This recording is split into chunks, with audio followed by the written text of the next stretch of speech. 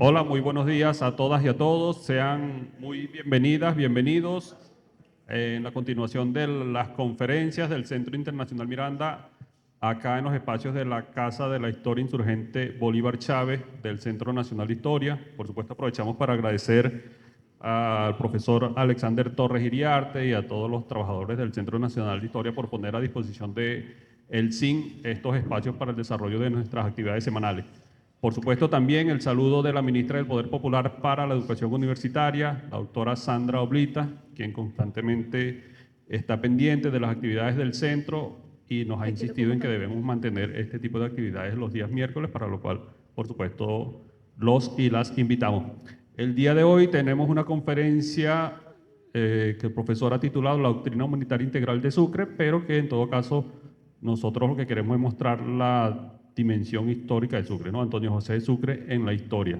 Aprovechamos para recordar también que el domingo pasado se cumplieron 193 años del asesinato de Sucre en Berrueco. Nos estará acompañando hoy la profesora Anabel Díaz H. Bueno, hemos tenido el honor y el gusto de tenerla también como moderadora en algunas oportunidades, pero especialmente como ponente para algunas de nuestras actividades. Igualmente agradecemos al profesor Saturno, a Isabel, a los demás profesores que están acá, que nos están acompañando, a Edgar, que nos estará acompañando también musicalmente, como todos los miércoles, y a todos quienes hacen posible que estas actividades tengan la nobleza, voy a decirlo de esa manera, que tienen.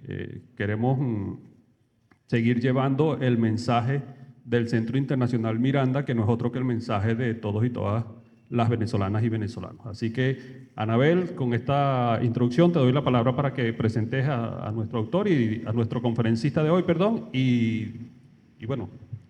Muchas gracias. Buenos días a todas y todos. Bueno, tengo el honor de presentar al profesor José Gregorio Linares, agradecer al Centro Internacional Miranda, en primer lugar por discutir estos temas tan importantes que al pueblo venezolano lo ayudan, ¿no? En el caso del profesor José Gregorio Linares, doctor en historia, amigo, un historiador y un investigador comprometido, orgánico, con las luchas del pueblo venezolano. Eso es importante porque nos da una mirada de la historia insurgente, una mirada de la historia que no vamos a encontrar frecuentemente en los textos o en los libros que se conocen, ¿no? Más conocidos, sino aquellas cosas que debemos revisar, reinvestigar y recontarnos a nosotros mismos sobre nuestra historia. En el caso de un personaje tan polémico como el gran mariscal de Ayacucho, Sucre. Para mí y para Bolívar, Sucre ocupaba un lugar muy importante en su corazón y también en el corazón de del pueblo venezolano, quien a pesar de no conocer a profundidad, porque no fuimos instruidos en eso, en la educación primaria, donde deben mostrarnos los referentes como Sucre y el valor de Sucre, que era fundamentalmente el valor de la continuidad del proyecto bolivariano. En Sucre iba la esperanza y esa esperanza fue asesinada en Berrueco. Entonces, bueno, sin más preámbulo, los dejo con el profesor José Gregorio Linares, quien es el director general de la Oficina de Cronistas de Caracas, y bueno, lo escuchamos, profesor.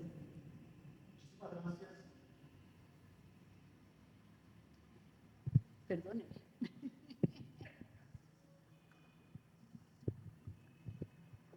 Buenos días. Muchísimas gracias por esta invitación que me hacen a nombre propio y a nombre de la Oficina del Cronista de Caracas, dirigida por el historiador, el profesor Omar Hurtado Rayutzen. Agradezco enormemente esta invitación porque vamos a hablar de un personaje sagrado. Decir Sucre es decir una santa palabra. Nosotros, los venezolanos y las venezolanas, tenemos hoy mucho que aprender, mucho que aplicar del pensamiento y de la obra de ese gran cumanés que fue el gran mariscal de Ayacucho.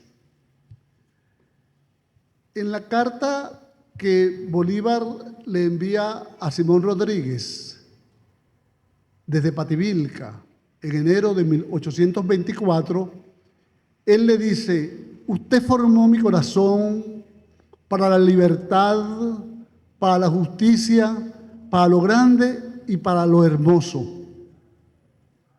Asimismo era el corazón de Sucre, grande, justo, hermoso. Y más hermoso todavía porque el corazón de Sucre es un corazón que se forma en los cuarteles, donde la vida es más ruda, en la guerra, donde los sentimientos mezquinos y salvajes afloran con más facilidad, en las contradicciones con enemigos minúsculos desde el punto de vista de su corazón, pero grandes desde el punto de vista del poder. Y si hoy alguien nos hace falta en Venezuela y en América Latina, creo yo, es el pensamiento y la obra de ese hombre extraordinario que fue Antonio José de Sucre. Como extraordinario fue Andrés Bello, como extraordinario fue Juan Germán Rocio, como extraordinaria fue Isabel Gómez. No hay hombres y mujeres grandes, sino hay pueblos grandes y naciones grandes. La conferencia o la charla de hoy la he titulado La doctrina humanitaria integral de Sucre. Para arrancar, solo quiero decir que siempre se ha hablado del aporte de Sucre al derecho público internacional como pionero de los derechos humanos.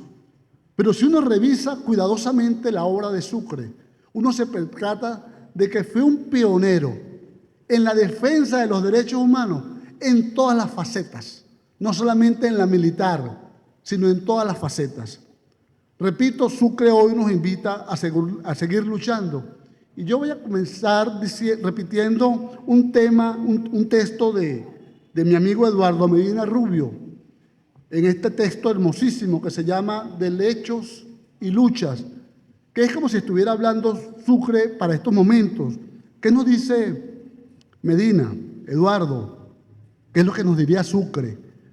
No aflojar este paso tiene que ser incesante. Debe ser tenaz y firme. Ni los vientos, las borrascas, ni los polvos de la trocha sofocan este avance. Mantener el paso con la misma llama, que no cedan los cantos ni la mano solidaria. Para eso es que hacemos este tipo de actividad, para que podamos mantener el mismo paso con que nosotros, los venezolanos y las venezolanas, con los otros pueblos de América Latina, nos dimos soberanía, nos dimos independencia y nos dimos libertad.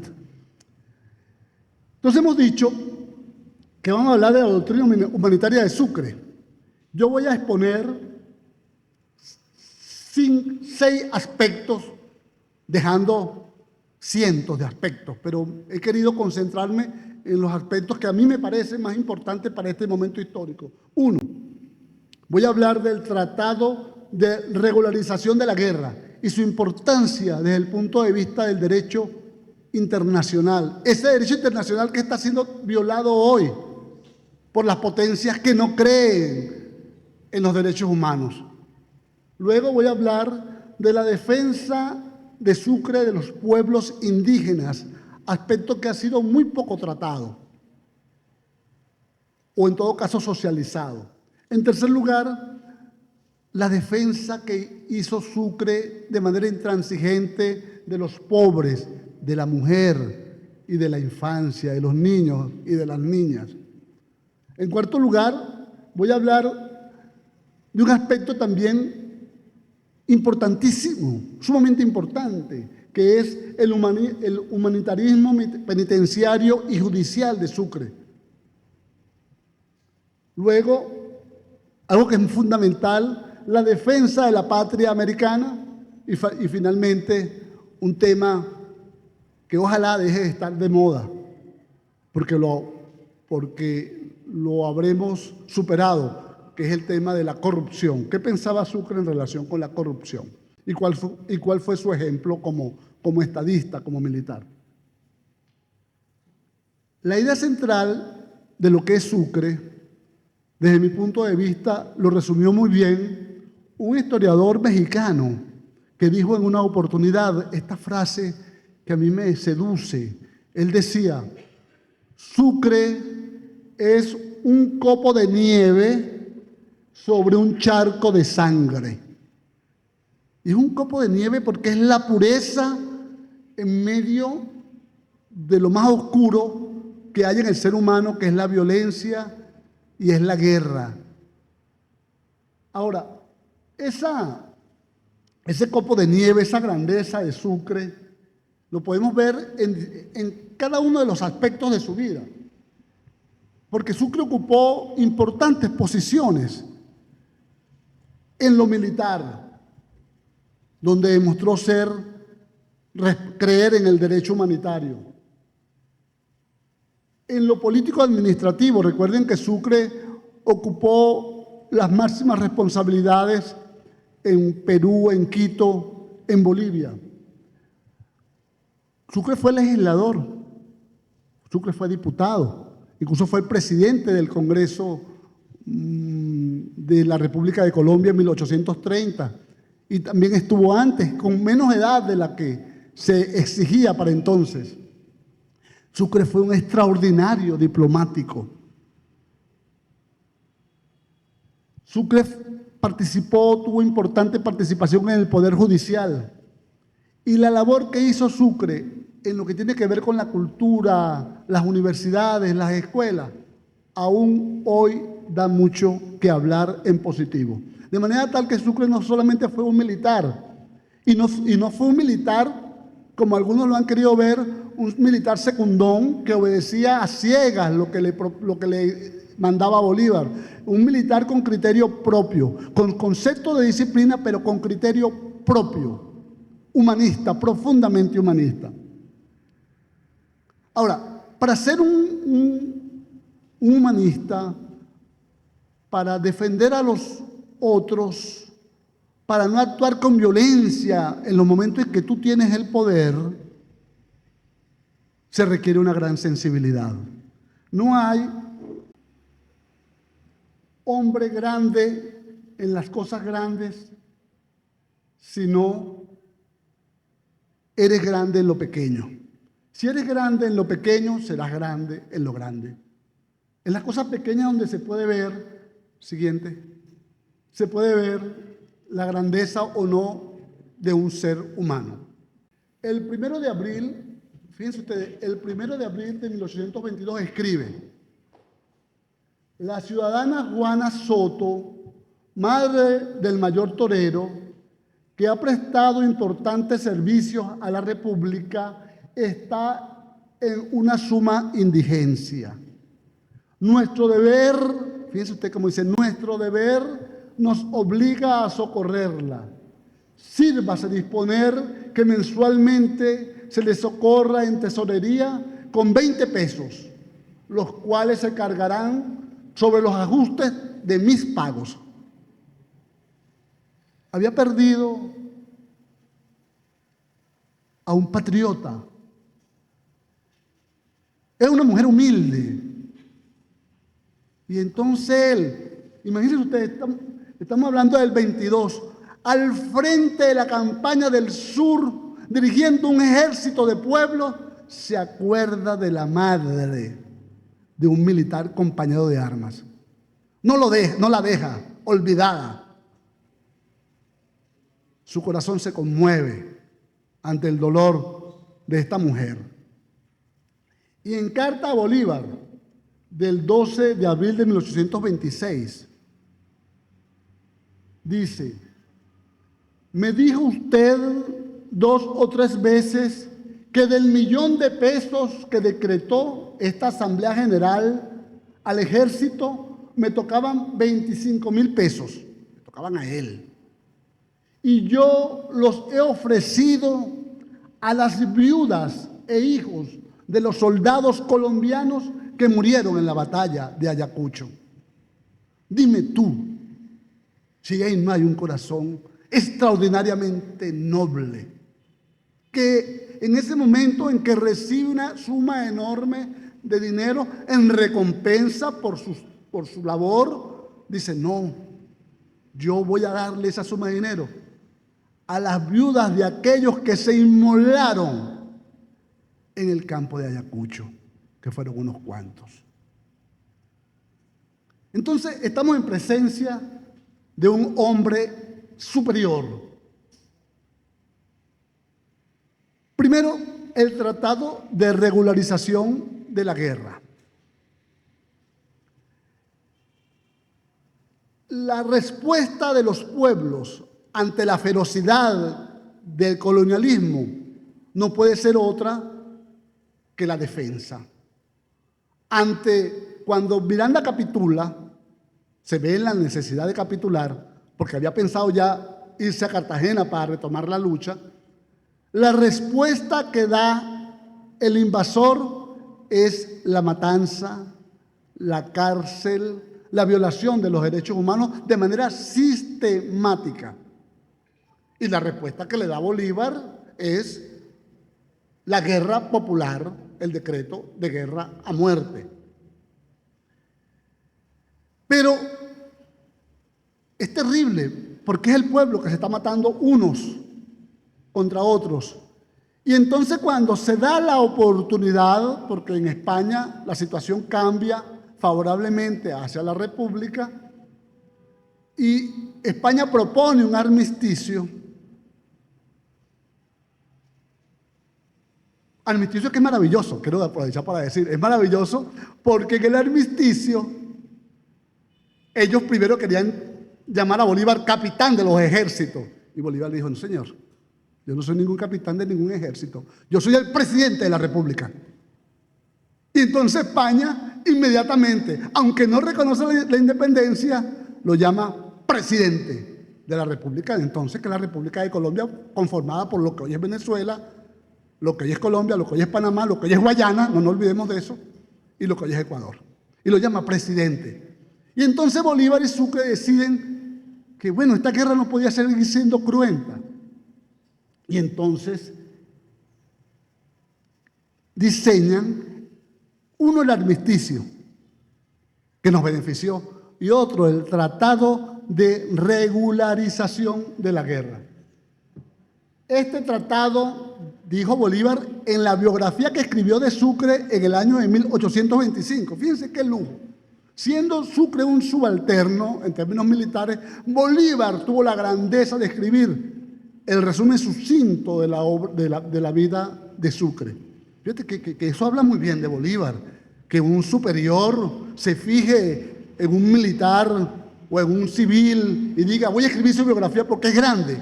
Eso habla muy bien de Bolívar y por supuesto habla muy bien de Sucre. Y entonces Bolívar dice, este tratado es digno del alma del general Sucre. La dignidad, la clemencia, el genio de la beneficencia lo dictaron. Y dice, él será eterno como el más bello monumento de la piedad aplicada a la guerra. Él será eterno como el nombre del vencedor de Ayacucho. La piedad aplicada a la guerra. Nosotros en estos momentos estamos siendo sometidos a unas medidas coercitivas unilaterales terribles contra el pueblo de Venezuela que está sufriendo los contratiempos de unas medidas para hacernos claudicar. Ahí no hay ningún tipo de piedad aplicada a la guerra. Mucho tienen las potencias que aprender de Sucre. Ahora, ¿qué es lo que establece el tratado? El tratado establece que se haga lo que no se viene haciendo. Así es como hay que entender el tratado. Dice, en primer lugar, la guerra entre España y las fuerzas patriotas se hará como lo hacen los pueblos civilizados. Todo militar tomado en el campo de batalla se guardará como prisionero de guerra y será respetado hasta lograr su canje. Antes no se hacía eso. De lado y lado se mataban ferozmente. Los heridos no serán prisioneros de guerra y serán atendidos y curados. Eso no ocurría desde la Primera República hasta ese momento. Los militares o funcionarios que hayan desertado de sus banderas no pueden ser castigados con la pena capital. El canje de prisioneros será obligatorio. Los habitantes, esto es muy importante, los habitantes de los pueblos que alternativamente se ocuparen por las armas de ambos bandos serán respetados y gozarán de absoluta libertad y seguridad. Los cadáveres, fíjense qué cosa tan que ahora nos parece algo normal. Los cadáveres en los campos de batalla recibirán los últimos honores de la sepultura, porque en el colmo de la ferocidad dejaban allí los cadáveres que se pudrieran al sol en los llanos.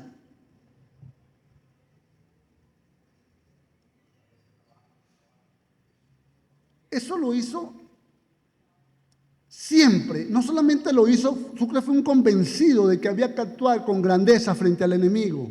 Y para actuar con grandeza frente al enemigo, en primer lugar, tienes que no odiar al enemigo. Tienes que saber que lo vas a vencer, pero que no tienes por qué odiarlo, que es distinto. Eso lo demostró Sucre, que seguía creyendo en eso, cuando triunfó en la batalla de Pichincha del 24 de mayo de 1822,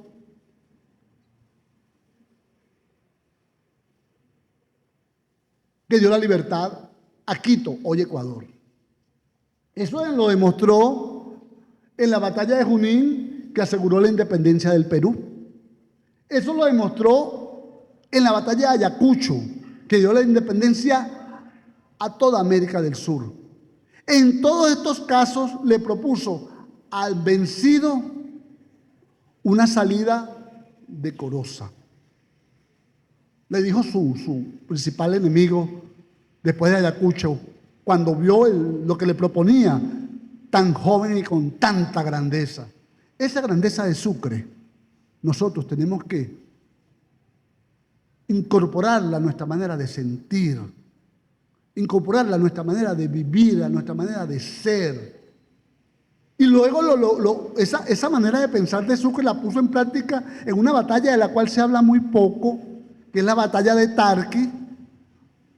Las tropas peruanas quisieron invadir la República de Colombia para quitarle territorio, y bueno, el Libertador mandó a Sucre y él obtuvo la victoria y también les permitió salir honrosamente de la lid.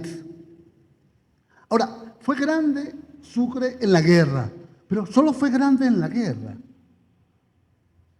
Fue grande en todos los aspectos de la guerra y de lo civil. Fíjense ustedes, estaba pendiente de todo, de que los caballos estuvieran en buen estado, de que el soldado comiera, de que no se fatigara más allá de lo necesario, de que hubiese disciplina. Fíjense ustedes, en una carta que envía en 1820, dice, se lo dice a su superior, dice, estos oficiales comprarán todas las alpargatas que hubiese y harán construir las que necesitan sus cuerpos, que vengan también muchas alpargatas y que se construyan muchas más. O sea, que el soldado no ande descalzo, que tenga ese mínimo de placer porque está luchando por la patria. Y dice, hay hambre, un ejército pasa hambre, pasa trabajo. Y él se preocupaba, él tenía, porque él era el militar de alto rango, y él se preocupaba por que el más pequeño soldado tuviese también, y se queja, dice, no hay dinero bastante para comprar el pan a los precios excesivos que se consigue. Era difícil, él se preocupaba por el soldado. No se preocupaba solamente por la élite, se preocupaba también por ese soldado humilde. Y en el gobierno, ustedes saben que Sucre fue el segundo presidente de Bolivia. El primero fue Bolívar, por supuesto. Y la Constitución establecía la Constitución de Bolivia del año 26, establecía que el presidente, la presidencia era vitalicia. Las razones por las que Bolívar propuso eso es porque estaba buscando estabilidad en los pueblos. Garantizar que hubiese estabilidad, que hubiese un apoyo internacional y que no hubiese esa cantidad de revueltas que hace difícil la gestión del gobierno. Sin embargo, Sucre inmediatamente renunció, dijo 2 años, voy a estar aquí solo 2 años. Lamentablemente, se dio un famoso motín en Chuquisaca, un motín terrible, para un golpe de Estado, dirigido por un señor llamado Caínzo. Su nombre es como Caín, Caínzo. Dirigió una gente a la que se les pagó para oponerla a Sucre. Sucre, cuando se enteró, salió con su caballo al frente para meterse al cuartel del enemigo. Y allá lo estaba esperando el enemigo. Le dieron un balazo que le desmembró el brazo. Sucre quedó manco como Cervantes del brazo derecho. Por eso es que cuando Sucre va en el camino hacia la eternidad, caramba, qué fácil para un enemigo artero. Sucre va con solo 6 hombres, 2 de los cuales eran los que llevaban las mulas, con el brazo derecho inservible y con el corazón más grande y más pleno que nunca. Pero cuando Sucre termina su mandato en Bolivia, él dice: no he hecho gemir a ningún boliviano, ninguna viuda, ningún huérfano solloza por mi causa. He levantado del suplicio porción de víctimas condenadas por la ley y he señalado mi gobierno por la clemencia, la tolerancia y la bondad. Para formar a Bolivia, preferí el imperio de las leyes a ser el tirano o el verdugo que lleva una espada pendiente sobre las cabezas de los ciudadanos. O sea, practicó como gobernante los derechos humanos cuando apenas estaban haciendo una nación que estaba asediada internamente por sus enemigos, comenzando por un señor llamado Casimiro Olañeta, que lo odiaba, y por los enemigos externos, Estados Unidos, que con William Tudor al frente, el cónsul de los Estados Unidos en Perú entre el año 24 y 28, planificó el golpe de Estado de Chuquisaca y planificó la invasión que hizo Perú a la República de Bolivia. Entonces Sucre practicó eso, pero la practicó a extremos que a veces nos cuesta un poco comprenderlo.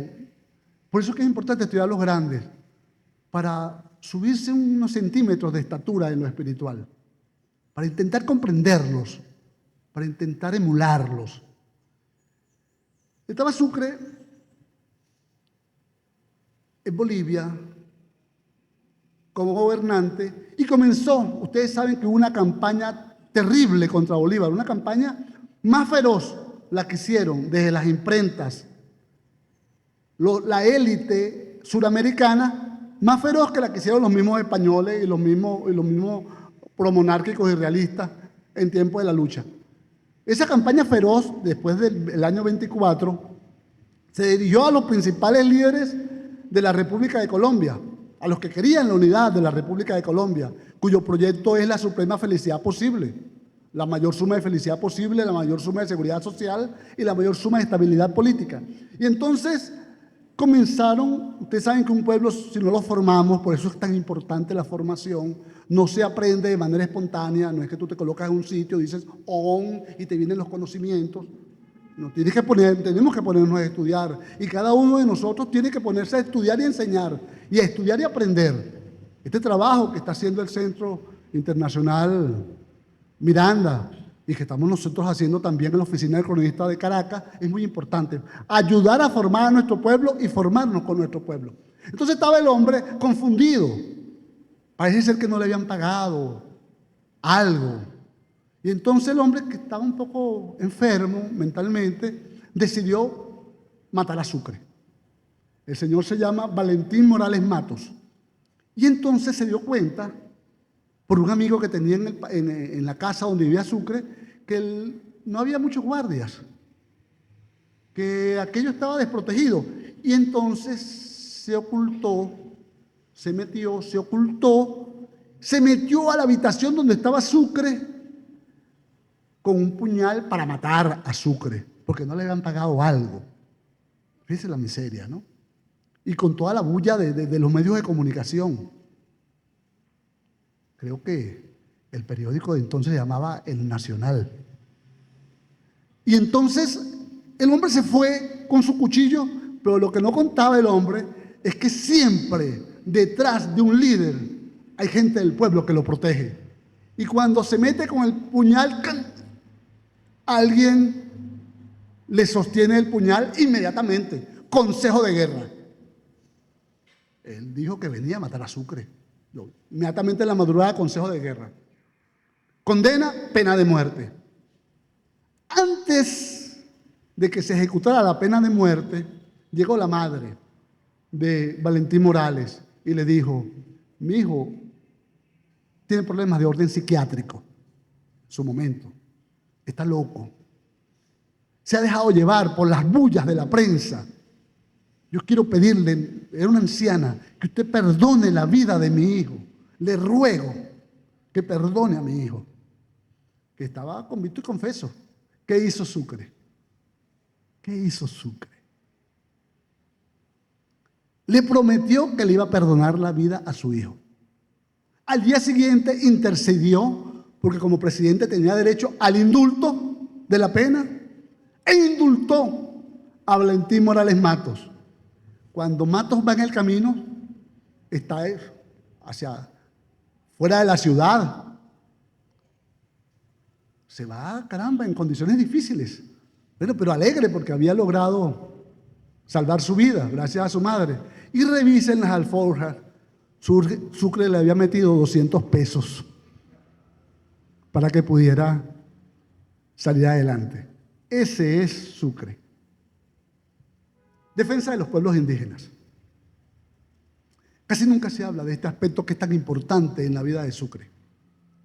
Como ustedes saben, el libertador Simón Bolívar, desde el año 1820, emitió 5 decretos en favor de los pueblos indígenas. Esos decretos tenían como propósito que se le entregara tierras, porque la tierra es la fuente de las riquezas en esa sociedad, y que se garantizara su posesión, la posesión de esta tierra. Decía Chávez: a Sucre le dieron un golpe de Estado porque él estaba entregándole tierra a los indios, a los pobres. Y esa es la verdadera razón por la que le dieron el golpe de Estado.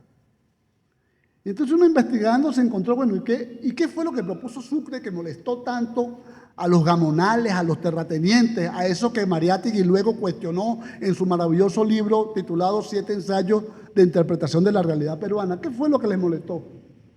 Sucre se propone la redistribución de tierra entre los indígenas. Exige, comillas, que los gobernadores de los cantones formen un cómputo de las tierras de comunidad repartible entre ellos, los indígenas, para saber si después de dada a cada uno la cantidad de tierra, quedan algunas sobrantes y cuántas son, para que el gobierno determine sobre ellas, bien haciendo alguna repartición o bien aplicándolas a establecimientos en beneficio de los mismos pueblos. O sea, la tierra es para quien la trabaja, le estaba diciendo Sucre a la oligarquía. Y en su mensaje al Congreso Constituyente de Bolivia de 1826, ya había dicho, esto que nos parece ahora tan normal, pero los indígenas, el dueño de la hacienda tenía derecho a ponerlos a trabajar gratuitamente para ellos, pero además tienen que pagar un impuesto especial por el solo hecho de ser indígena. Y Sucre dijo, no, los indígenas, esta parte originaria de nuestro pueblo, la más digna del goce de los beneficios de la independencia, oprimida todavía por la costumbre de humillarla, han sido rescatados en gran parte de los ultrajes con que eran tratados. Porque la política fue garantizar la justicia social. Ahora, solamente emitió la ley.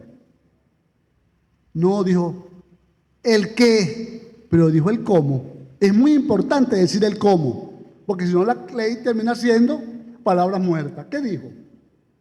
La ley del 27 de septiembre de 1826 señaló de manera terminante que el indígena que quiera adquirir en perpetuidad los terrenos que hoy ocupa y otros baldíos, podrá pedirlos por escrito ante el gobernador de su provincia. El indígena está ocupando tantas leguas de tierra. Bueno, por posesión, estas tierras son nuestras y podrá pedirlo el gobernador.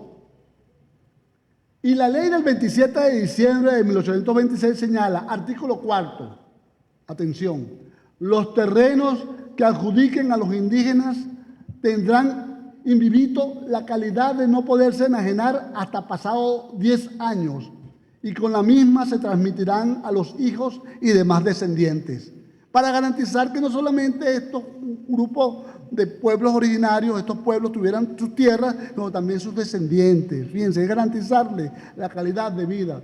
Y en el artículo 5 dice, el indígena que quiera adquirir en perpetuidad los terrenos que hoy ocupa u otros baldíos, podrá pedirlos por escrito ante el gobernador de su provincia. Pero Sucre no dejaba cabo suelto. Decía, los gobernadores que contravinieran en lo más mínimo a la adjudicación solicitada o negándola o demorándola o exigiendo derechos por las actuaciones pagarán una multa. Es decir, usted es un gobernador y se pone de parte del latifundista, usted paga una multa. E insiste como para que no quede nada sin prever. Esta ley, sabiendo que los indígenas, buena parte, eran analfabetas, producto de la iniquidad, no producto de que no podían aprender a leer y escribir, eran analfabetas. Esta ley, oigan esto, se leerá todos los domingos por los curas en sus respectivas parroquias y por cada vez que omitiesen hacerlo, pagarán una multa. Es decir, que el cura está obligado a decir, esta tierra es de quien la trabaja. Ahora, ¿cómo era la iglesia de la época? Se hizo un estudio en la actual República de Colombia y más del 50-60% de las tierras estaban en manos, eran los que se llaman bienes de manos muertas, eran bienes de la iglesia. Y por tanto no se podían vender, ellos podían comprar pero no podían vender. Es un tremendo negocio. Y entonces, ¿qué decía Sucre? Y los curas obligaban a los pueblos indígenas a que celebraran sus fiestas religiosas. ¿Qué dice Sucre? Le dice a Bolívar, el 4 de septiembre de 1826, no puede usted pensar, escribe, las infamias que hacían los curas para exigir a los indios el pago de estas fiestas. Es decir, si usted iba a celebrar una fiesta parroquial, usted tenía que pagar. Llegaba el caso de que cuando un pobre no podía pagar los 50 o 100 pesos de su fiesta, le quitaban una hija, la más bonita, para venderla al uso del primero que pagara. Eso hacía esa iglesia. Estoy convencido de que a los curas no les satisface sino dejarles sus inmunidades, las riquezas todas del país, y aún creo que sería preciso entregarles el gobierno mismo para que fueran bien contentos.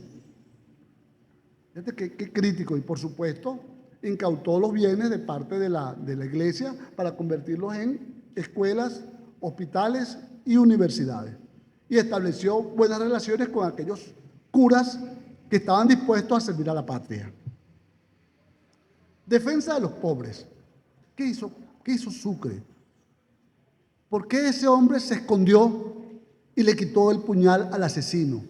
¿Por qué salió una parte importante del pueblo de Chuquisaca a defender a Sucre? ¿Por qué cuando salió gente le pidió que no se fuera? ¿Por qué los soldados lo respetaban tanto? ¿Por qué Bolívar lo admiraba tanto? ¿Por qué incluso hasta sus adversarios lo respetaban? Porque Sucre era coherente. Y se puso con los pobres de mi tierra, quiero yo mi suerte echar, como decía Martí. Defensa de los pobres. En el año 26 expone: los habitantes de Mojos y Chiquitos, que son provincias de Bolivia, son bien acreedores a salir de la miseria y ayección a que hasta ahora han estado sumidos, más por el capricho de gobernadores, administradores y curas que de las leyes. Tantos abusos, tiempo es ya que desaparezcan, y así lo demandan la religión, la moral y la política. Si unos pueblos que estaban marginados, bueno, estos pueblos requieren apoyo. Y entonces comenzó, estando Sucre en Bolivia, la guerra de los precios. Comenzó a parecer todo más caro. Parecía que los antepasados de quienes están ahora al frente de los monopolios de comercio en Venezuela ya estaban aplicando las mismas prácticas que hoy se quieren aplicar en Venezuela, o que se están aplicando en Venezuela. Y entonces estableció el 7 de febrero del año 26, quedan suprimidos todos los derechos, pensiones, cargas, alcabalas y contribuciones de cualquier especie que existan establecidos sobre los víveres de primera necesidad. Es decir, no les vamos a dar un pretexto para que suban el precio de los víveres, bien sea a favor del erario público, de las municipalidades o de otro establecimiento. Con los niños, ¿qué es lo que más necesitaba en aquel momento un niño o una niña? Que hubiese educación, porque la educación era solamente para los godos y para los hijos de las élites. Y Sucre abogó porque los niños y las niñas, eso que hoy nos parece natural, pero que los niños y las niñas pobres no fueran simples trabajadores sometidos a distintas formas de esclavitud por los gamonales, sino que pudiesen ir a la escuela. Entonces construyó muchas escuelas y formó a los maestros y a las maestras y construyó universidades. Se planteó poner escuelas de primeras letras en todos los pueblos. Fíjense qué hermoso. No dijo vamos a poner un cuartel en cada pueblo, vamos a poner una cantina en cada pueblo. No. Escuelas de primeras letras en todos los pueblos y la enseñanza de aquellos rudimentos que destierren los sentimientos serviles y las ideas de esclavitud. Escuelas patriotas, escuelas para la libertad, escuelas para la emancipación. Y fíjense lo riguroso que era Sucre. Por eso que estar al frente de cualquier responsabilidad implica ser riguroso, ser exigente, pedir más, aspirar a más y llevar las cosas muy claras. Fíjense la orden que da Sucre en el año 22. Dice que se me digan materialmente cuántas escuelas hay. Él pidió un informe y a él no le pareció. El informe le dieron una cantidad de generalidades. Y entonces él, molesto, se nota en la carta la molestia, dice que se me diga materialmente cuántas escuelas hay, en dónde están, quiénes son los maestros, qué enseñan, qué es lo que ganan, de dónde se les paga, qué métodos de enseñanza observan. O sea, no se conformó con en una noche tan linda como esta, todo está bien. No, fue y averiguó con detalle dónde estaban los maestros, dónde estaban las escuelas, cuánto ganaban los maestros. Y un tema que les confieso a mí me cautivó cuando leí esa grandeza de Sucre, porque cuando casi nadie hablaba de la dignificación de la mujer, Sucre ya estaba hablando de la dignificación de la mujer. Permítanme leerles lo que Sucre hizo en relación con la mujer. Esto lo escribió el 19 de agosto de 1827 en el periódico El Cóndor de Bolivia, que era el periódico oficial de la República de Bolivia. O sea, que era para formar opinión. Esta hermosa mitad del género humano ha sido descuidada casi generalmente y su educación tenida como innecesaria y por muchos como perjudicial. rebujados algunos en su mando filosófico, han hallado que las mujeres no deben ocuparse de otra cosa que de criar a sus hijos y de los negocios mecánicos y caseros, que son madres y están consideradas, y estas consideraciones bastan para que un gobierno ilustrado y paternal se esmere en la educación de las mujeres. Podría inspirar a sus hijos ideas de virtud la que los desconoce. ¿Cómo practicarla si no lo aprendió? ¿Y cómo aprenderla si no sabe leer? Y una mujer que no sabe leer ni escribir no es como una planta parásita. ¿En qué pasarán los ratos que le dejen ociosos los quehaceres de su casa? Y las que ni aún se ocupan de estos quehaceres de su casa, ¿qué harán? Resulta de todo que la educación de las mujeres exige una atención privilegiada y que los padres de familia serán criminales si la desatienden, como por lo general ha sucedido hasta aquí. Fíjese que ha avanzado. Luis Michel, años después, Simón de Beauvoir, años después, dijeron cosas parecidas. Hoy estamos nosotros luchando por esas cosas todavía. Hay países donde ni siquiera te puedes plantear esa lucha. Y ya Sucre, el alma de Sucre, ese copo de nieve en un charco de sangre, ya lo estaba planteando. Qué grande. Pero no solamente era con las mujeres, sino con las niñas. Ustedes saben, ustedes se deben imaginar, esos hombres que cayeron en los campos de batalla, esos hombres tenían hijas, a quienes ellos amaban entrañablemente, como todo hombre debe amar a sus hijas. Y esas hijas quedaron huérfanas. Y el destino de una huérfana en esa sociedad era la calle, la miseria, la prostitución y el desprecio. Y entonces él se propuso, qué hermoso ese copo de nieve. Dijo, en carta dirigida a la rectora de huérfanos de Cochabamba, en el año 26, se compromete a que nada dejará por hacer en adelante para mejorar la suerte de estas niñas huérfanas, hasta ahora víctimas de los vicios y de la miseria. Qué grande, por eso es que el contexto hay que verlo. Esas niñas, si no es por Sucre, ¿qué habría sido de ellas? ¿Y qué fue de ellas cuando le dieron el golpe de Estado a Sucre? Cuando asesinaron a Sucre, cuando le causaron la muerte de dolor a Bolívar, cuando echaron a los hombres y mujeres que creían en estas cosas maravillosas. ¿Qué fue de ellas? Humanitarismo penitenciario. Este es un aspecto poco estudiado o poco reconocido. Aquí a veces se habla de la decolonialidad y no nos damos cuenta que en Venezuela tenemos una cantidad de hombres y mujeres, pensadores y pensadoras, que en el tema de la decolonialidad han sido unos pioneros. Por ejemplo, la decolonialidad en materia jurídica. Si usted quiere saber quién es un pionero, lea Sucre. Si usted quiere saber quién es un pionero en el campo del derecho internacional, lea Rocio. Si usted quiere saber quién es un pionero en el campo del intemperalismo, lea a Andrés Bello. Eso no es un invento reciente. Hay gente que cree que es un invento reciente. Nosotros en Venezuela sabemos que en el corazón de nuestros hombres y mujeres del siglo XIX y aún antes ya estaban estos principios muy claros. Por ejemplo, Sucre denuncia: los presos yacen en las cárceles muchos meses y aún años sin que las causas se resuelvan y muchas ni se sustancian.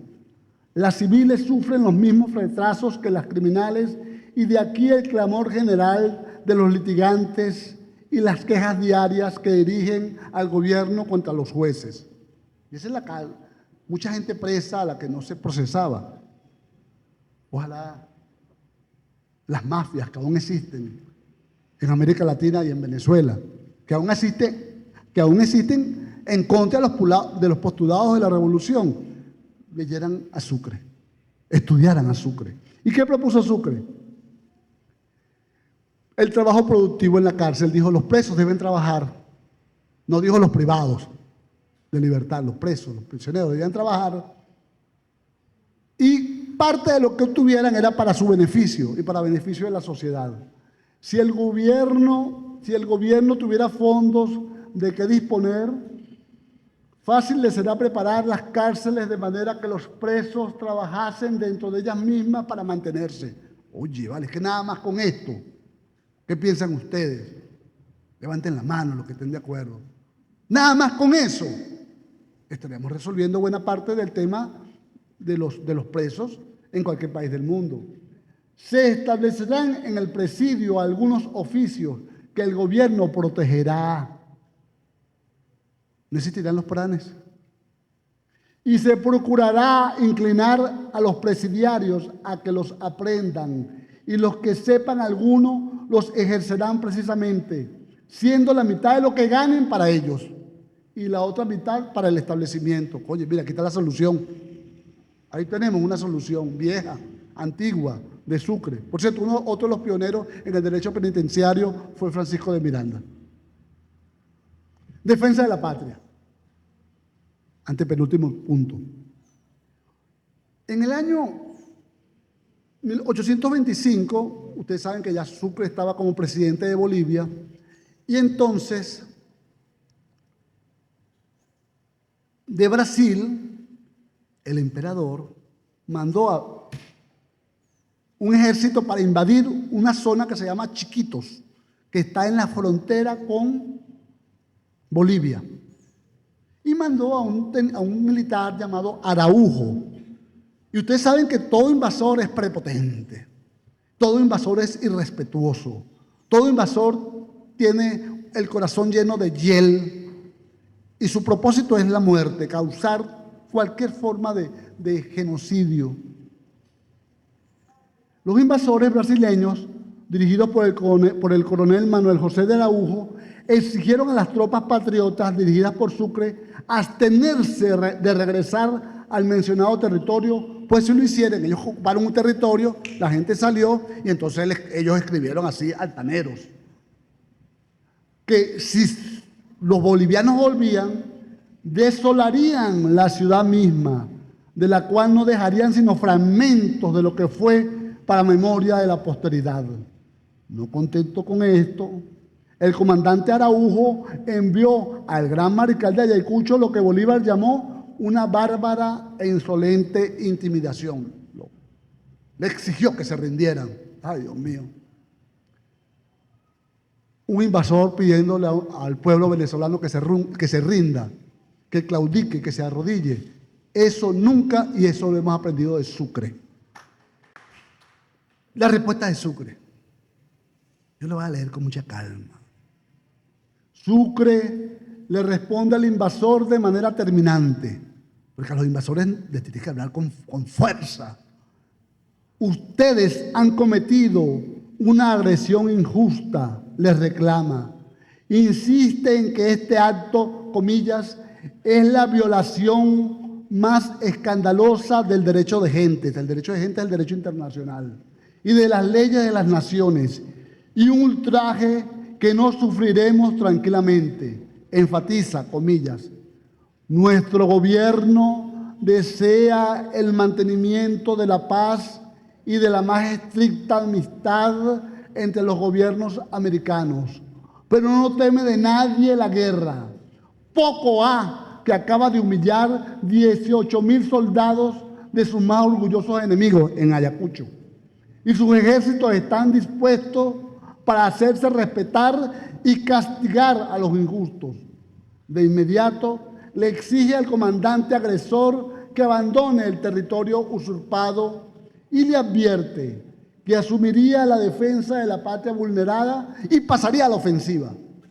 Le notifica que ya ordenó al ejército patriota, atención con esto, que, comillas, marche contra usted y no se contente con librar nuestras fronteras, sino que penetre al territorio enemigo, al territorio que se nos declara enemigo, llevando la desolación, la muerte y el espanto para vengar nuestra patria. Esa fue la respuesta de Sucre. Y Sucre, ustedes saben que desde el año 21, después que se dio la batalla de Carabobo, que es con lo que se consolida la creación de la República de Colombia, porque antes la República estaba en el papel, pero en el 21, cuando se logra la batalla de Carabobo, la República ya existe en la realidad.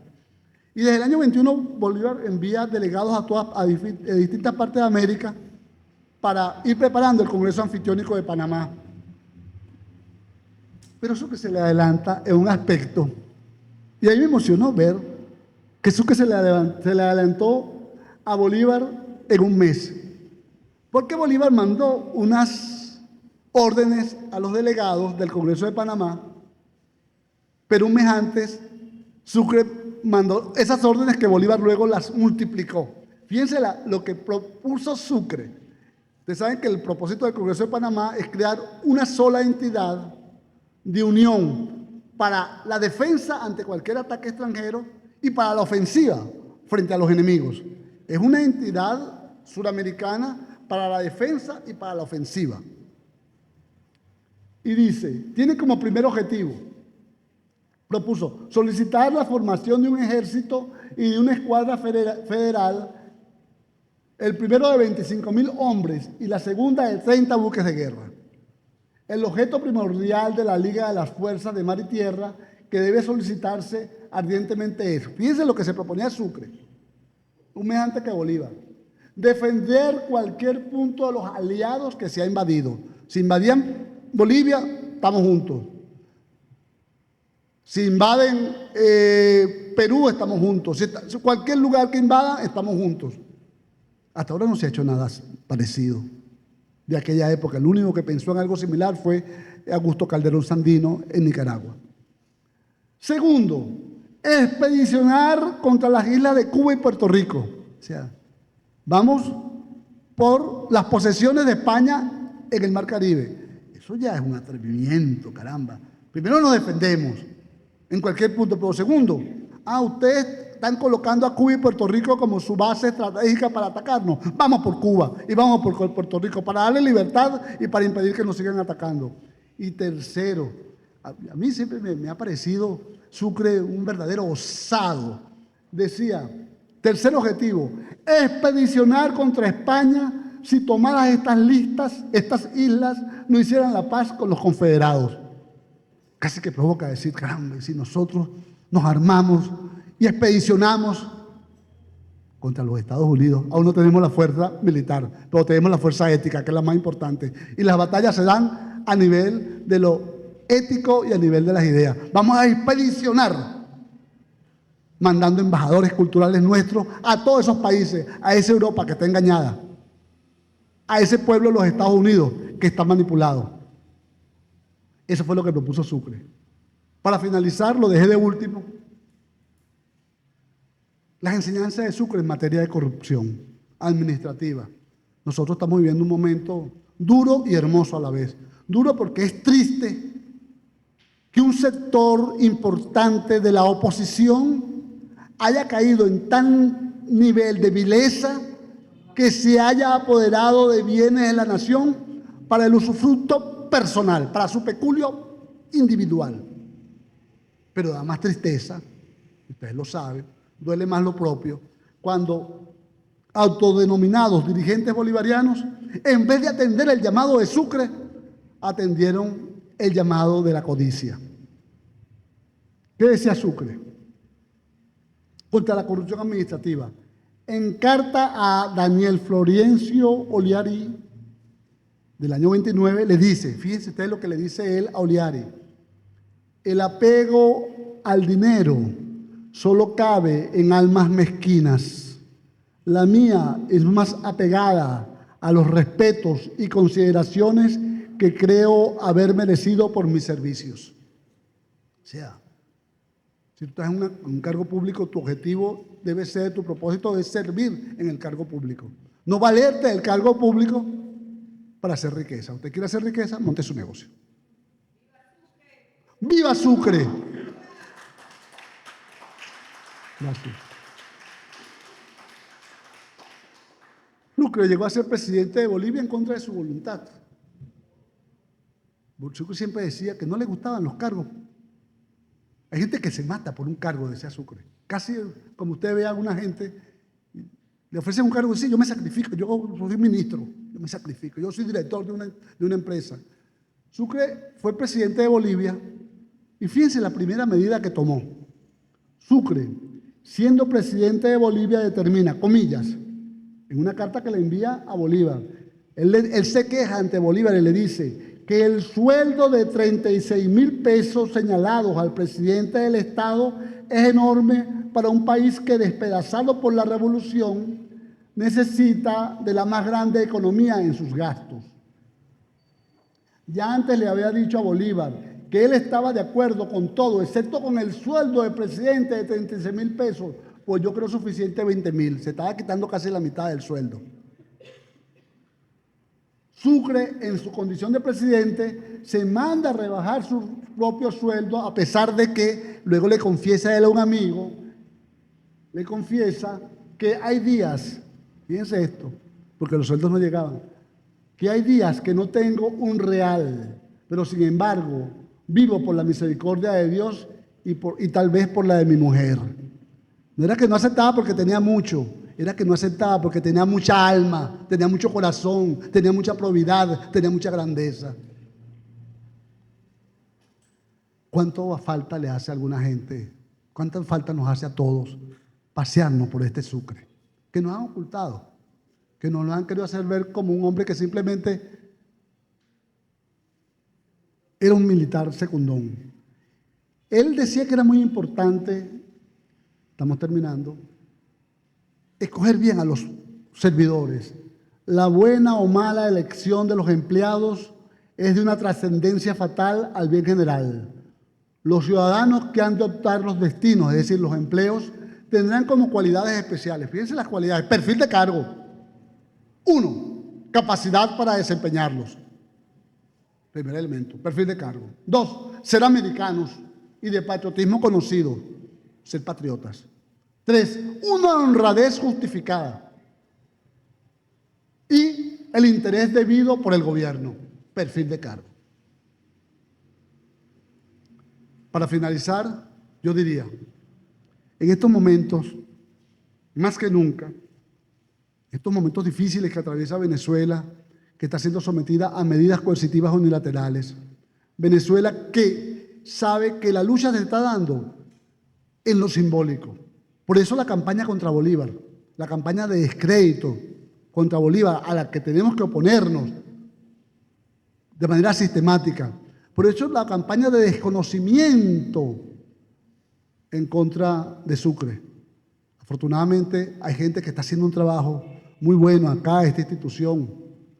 Alfredo Clemente, en su programa de los domingos, Construyendo la Utopía, está haciendo un trabajo muy importante de difusión para que Sucre no sea olvidado, para que Bolívar no sea satanizado. Tenemos que invocar en estos momentos a Sucre. Ustedes saben que Bolívar no pudo estar presente en la batalla de Ayacucho, estaba en Lima. Y Sucre le envió una carta hermosa que dice: el Libertador no estuvo en Ayacucho, pero sí estuvo en el corazón de los que allí combatimos. Y cuando la victoria pareció huir de nuestras filas, invocamos su nombre y ella coronó nuestros esfuerzos. Que el Libertador y Sucre estén todos los días en nuestras batallas. Muchísimas gracias.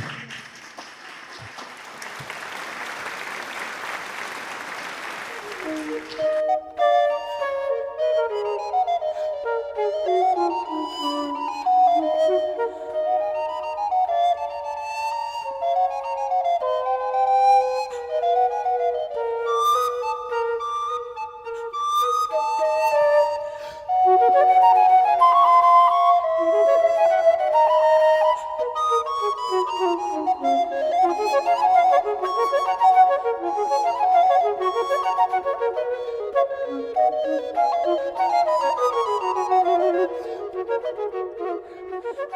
you.